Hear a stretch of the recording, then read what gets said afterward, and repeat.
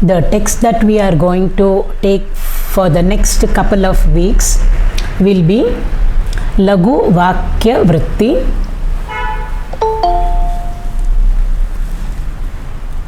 The text is called as Laghu Vakya Vritti. It is by Sri Adi Sankara. So after Sankaracharya gave to us the Bhashya commentaries on all our scriptures, he has given to us, he has authored a few books himself, texts himself, based of course on Advaita philosophy. They are called as Prakarana Granthas.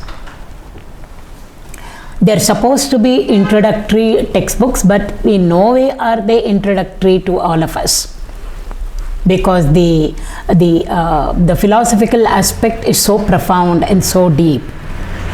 But still it helps us a lot to enter into the Upanishads, because there Adi Shankara keeps on repeating the thoughts, repeating, and there is a repetition over there, because once we hear, twice we hear, we listen, still the concepts which are so vague and abstract don't sink into us, don't enter into us. Therefore the teacher has to repeat. So these texts are called as Prakarana Granthas. Of course, he has given to us all the beautiful stotras. Vakya Vritti, there are two Vakya Vrittis. One is just called as Vakya Vritti. It's a little more, it's a bigger text. It's got 53 verses, shlokas. It deals with the Mahavakya Tatvamasi.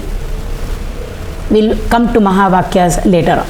So there are 4 Mahavakyas, great statements they are called. Each one of them has been lifted from one Veda, and out of the 4, one of them is Tattvamasi. So that has been very elaborately dealt with in Shankara's text called Vakya Vritti. 53 verses are there. This Laghu Vakya Vritti, in Laghu Vakya Vritti, the teacher deals with Aham Brahmasmi. That also is a profound statement. He calls it, so Vakya means sentence, statement it is. Vritti means elaboration. So Vakya Vritti means elaboration on a sentence, on a Vakya. Obviously that sentence or Vakya has got at least more than one word. The first Mahavakya is called Prajnanam Brahma. Only 2 words over there. Prajnanam Brahma. It is one of the Mahavakyas. It describes to us what Brahman is. When we ask the teacher, what is Brahman? What is it, sir, that you say? Divine reality, the ultimate reality, the nameless, the formless, the attributeless, behind the entire world of things and beings. What is it, sir? If a student asks of the teacher will simply say Prajnanam Brahma. Mean Brahman, the Lord, is nothing but consciousness, Prajnanam. 2 words, when we hear it, it doesn't, the significance doesn't go into us at all. We didn't know the meaning of 1 word, now we do not know the meaning of 2 words. First, we did not know what Brahman was, what is God. When we ask the teacher, he says God is consciousness. Even consciousness, we do not know what it is.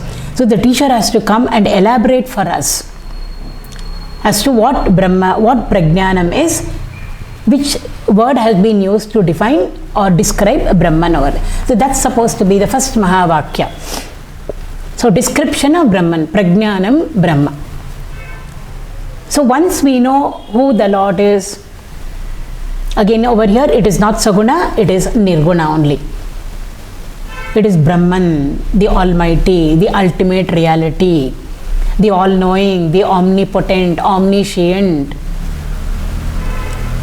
So when we know what exactly the Lord is, what He is, Prajnanam, then how do we reach out to that state?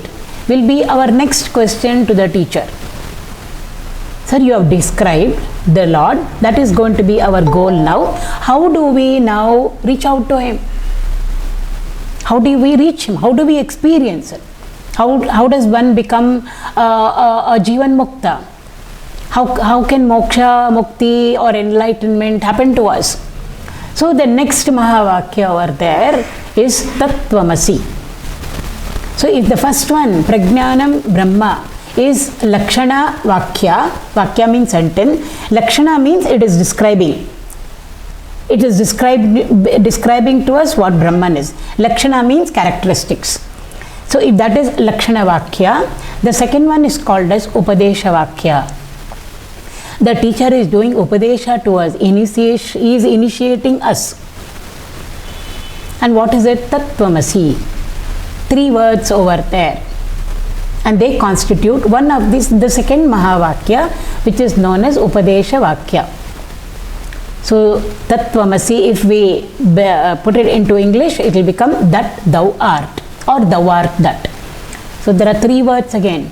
So, the teacher has to explain to us what is thou, what is that, and what is the meaning of art over there.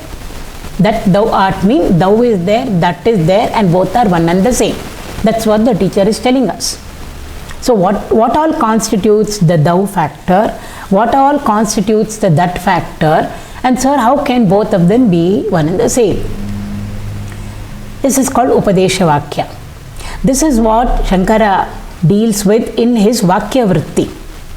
This is an important Mahavakya because it is Upadesha Vakya. So therefore, he deals with that in his Vakya Vritti, which consists of 53 shlokas or verses. So the Upadesha initiation has been done to the student. Now the student has to sit down over there in a seat of meditation and make sure that he realizes what the teacher has initiated him into. 3rd step. So after long intense meditation, we do not know for how many years, how long, the student the seeker or the sadhak comes to realize within himself this thou art that. Means the Jivatma is nothing but Paramatma. Comes to realize that.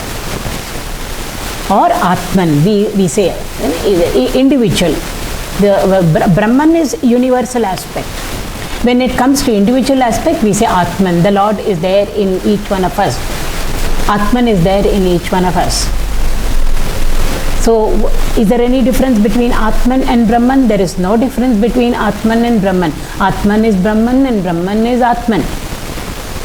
But still, individual aspect and universal aspect. So, in his seat of meditation, the sadhaka or the seeker realizes that I am Atma Brahma. I alone, who is nothing but Atman, Atman, Atman, is nothing else but Brahman, which is nothing but thou art that also. So he experiences it within himself, in his seat of meditation. Then we say he has realized, enlightenment has happened. So every moment of his life, he is now experiencing it. Therefore, the 3rd Mahavakya, I am Atma Brahma, is called as Anubhava Vakya. Anubhava, experience. And then after he has experienced, when he gets up from his seat, the moment a seeker realizes the physical body doesn't drop off and the individuality merges with the universality, nothing like that happens. After realization, after mukti, moksha has happened, all our masters, our acharyas, saints, sages, prophets have all come back into our own very world wherein we are all, to guide us, to help us, and at least to take us a little bit on the spiritual path. They all come back. So when they come back, how will they be? How will their state be? They realized in their seat of meditation, after rising up from there and coming to our world, which we say corrupt world, violent world. We know how our society is, environment is. They're of course not coming into a very nice, conducive environment at all. Temptations are there, problems are there. There will be praise equally, there will be insult, there will be abuse. Things may be okay for them, things may not be okay for them. Then how will they conduct themselves? Do they come back fall back into the state in which they were in before realization? Will they get angry again just like they got angry maybe before they realized? Will they just respond or react like any one of us in any conducive situation or not conducive situation, or are they going to be different? When they meet, when they encounter things, when they meet people, when they are put into various pleasant and unpleasant situations, occasions, circumstances, how will they be? So the fourth Vakya, Mahavakya, Aham Brahmasmi, this is Anusandhana Vakya. Sandhana means to connect with. They've already got connected with the higher, but will they lose touch of the higher when they come back over here? Very often we go to a temple, we go through the rituals, and there, our minds are all in a different frame. But when we come back home, we know what happens to our mind. It immediately drops down to our samsaric level. So when they come back for our welfare and when they are with us for whatever time interval, are they still connected with the higher which they realized within themselves, or they fall back? They don't. Why? Sandhana means to connect. Anu means continuously. Continuously means what? 24/7, 365 days, all time.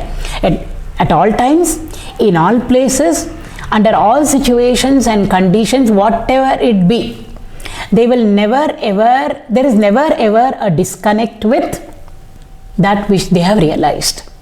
That is called Anusandhana. Constantly it's like something, telling them inside, Aham Brahmasmi, Aham Brahmasmi, Aham Brahmasmi. Not that they are saying it, because the I factor in them already gone. They have become the capital I. They are no more a Jivatma over here. But constantly there is an assertion. It's not an assertion like how we all know. Our assertion is egoistic. Theirs is not like that at all. So it's just that Aham Brahmasmi is constantly, let's say, playing about in them, like a background hum, like the background shruti when a musician is performing in a concert. Anusandhan.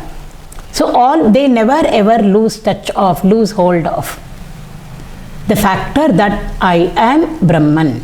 Come what may.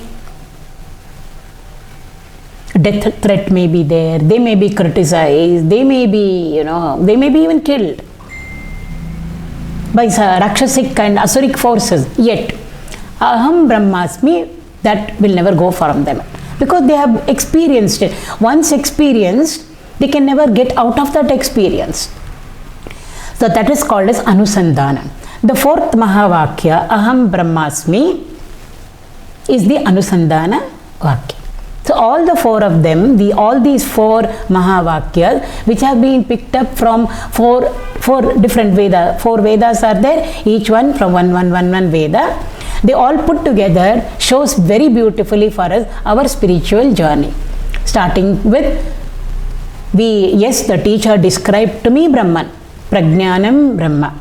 Then what is it that I should do?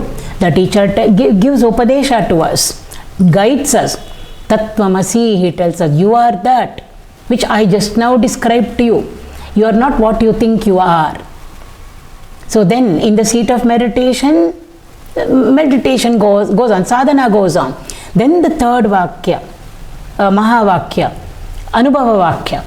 The seeker in his seat of realization within himself subjectively realizes that he is no more belonging to the realm of mortality, but he belongs to the realm of immortality. He has become of the state of immortality. He has become Satchitananda. He knows now that this Atman that I was till now thinking of now is nothing but that Brahman itself. So the individual has merged into the universal. Ayam Atma Brahma, Anubhava Vakya. After that, when he rises up from his seat, and whether he works for us, how we consider it to be. They may be sitting, many of our masters, we are told after realization, just stay in the Himalayas, they don't even come down. What is it that they are doing? They are eternally in Samadhi. Do they contribute to our welfare? Yes, they contribute. So it's not only the masters who come back to our planes and mingle with us and help us on our spiritual path. There are some of them who are there eternally in Samadhi in the Himalayas, and they are sending forth their spiritual vibrations. It's all a question of whether we can connect or not, or whether we want to connect or not. So even they are helping us. Though the distance is far, for them distance doesn't matter at all, because they've gone beyond space and time. So wherever they be, whether they are amidst us or whether they are in the Himalayas, wherever they are, still that Aham Brahmasmi is there, which they are continuously well rooted in, well established in. So that is the fourth Mahavakya, Aham Brahmasmi. Out of these four Mahavakyas, which we have just now gone through, briefly we have gone through, Vakya Vritti deals with Tattvamasi. That a little more elaborate text it is, 53 verses. Aham Brahmasmi has been dealt with in Laghu Vakya Vritti, which we are now going to take up. So we've already seen how all the four of them are very, very important for all of us. So in this Laghu Vakya Vritti, again, like I said, Vakya means sentence, Vritti means elaboration of this Vakya. Therefore, Vakya Vritti of Aham Brahmasmi. Sankara calls it as Laghu Vakya Vritti. Laghu means light. Why he may have called it, one is to differentiate it from the other Vakya Vritti. That also is Vakya Vritti, this also is Vakya Vritti. But that is big. This is small, only 18 verses are there. Therefore, probably he called it as Laghu Vakya Vritti. Very small text, just 18 verses are there. And it looks very, very simple also. It's not so simple, it is profound, it is. 18 shloka verses are there. Each verse we can go on for hours and hours and hours together, elaborating on it, trying to understand the significance of every word over there, then phrase over there, and then the entire verse put together. So it's in no way, by no means is it light that way. But probably it is called as Laghu because he has so simplified it.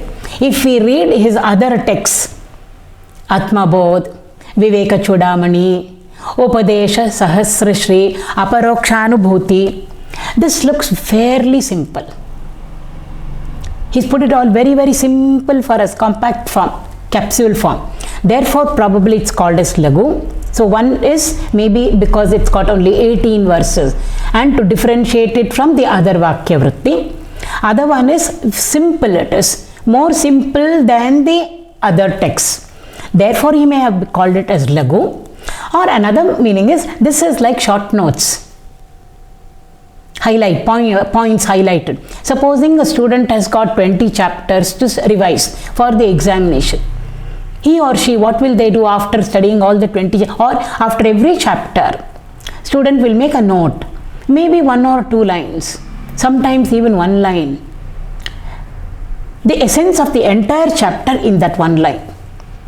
It's an art to be able to put the essence of the entire chapter into 1 line or maximum 2 lines. So if 20 chapters we have gone through and revised, maybe we'll have about just 20 lines or 40 lines. What do we call them? We say highlight, points to be noted, or the highlights of those particular chapters. Now that one sentence doesn't give to us what is there in the entire chapter. The entire contents, it doesn't give. But the moment we see that one sentence, we know what is the essence of the entire chapter. The entire chapter just comes into our mind. So therefore, he must have called it as Laghu Vakya Vritti. Because when we go through the 18 verses over here, every verse in fact has been deliberated on and elaborated on in his other texts. So here it is 1 verse. There will be 20 verses dealing with this 1 verse over here. So we can say 20 verses of that text of Shankara's has all been condensed into this one simple verse over here. So this verse over here becomes like a points to be remembered, a brief note or highlight. This verse highlights what is given in all those 20 verses or 25 verses, whatever it is. So therefore it may have been called as Laghu Vakya Vritti. So this is a little bit about the introduction part. All, like I said, it is in no way simple. All the 18 verses over here are contemplative verses for us. Contemplative means we must first sit down. First we have to understand it intellectually. For that we need our Shravana. Not hearing it, but we have to listen to it. Listen means the mind must fully participate in the satsang, or when the teacher is telling us. We should listen. Shrunu, not hearing. Even first time when we hear, we will not register what the teacher wants us to register. So again and again, varam varam. In Bhajagovindam, Sankara says varam varam, again and again. Not weekly, again and again. We must keep on going through it. That's called as manana.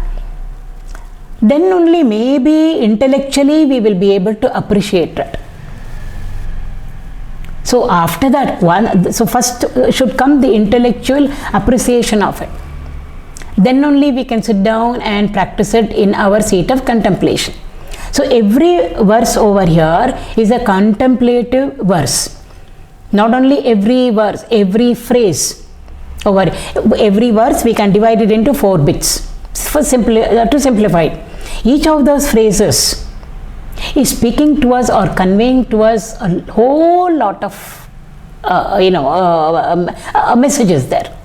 Lots. It is conveying to us lots of content. One word, we should know how to open it up. The one single word or a phrase made up of, let's say, 2 words, it's like all coded. So we have to decode it, open it up, literally. When we open it up, then that word or that phrase will speak volumes to us. So therefore, all these verses are not just for sitting down and memorizing them. It's okay to memorize it, or say we have finished with Laghu Vakya Vritti, I know what it is. But then we must sit down and contemplate on it. So all of them are contemplative verse, which means the mind must engage itself with the significances and suggestiveness suggested by the phrases and the verse, for phrases put together. Because the word meaning will be something else. Word meaning we can go through. All that we need is a Sanskrit dictionary next to us. Every word we can check up the meaning over there and it will give us the meaning. So word meaning, padartha, very easy for us to get. But what is the lakshanartha? What is it that this verse is trying to suggest to me? It's something more than what the padartha is. Pada and padas put together, words put together, is vakya. So vakya artha is one. To understand the sentence means to understand the word meaning, the meaning of each and every word over there. But beyond that is a lakshanartha. What is it that it is suggesting to me? What is it signifying to us? How can I put what the teacher is saying in the first verse, how can I put it into practice in our seat of meditation? So therefore, that is what takes a lot of time for us. So therefore, all of them are contemplative phrases or contemplative verses over here. So like I already said, every verse we can take it to be a points to be noted. As we are going through the verses, we will see. One verse over here, if we take up any other text of Shankara's or any of our Upanishads where this particular aspect has been dealt with, there will be more than one verse over there or more than one stanza over there explaining to us, deliberating upon it. So all of them put together, Shankara has packed it up into one verse over here.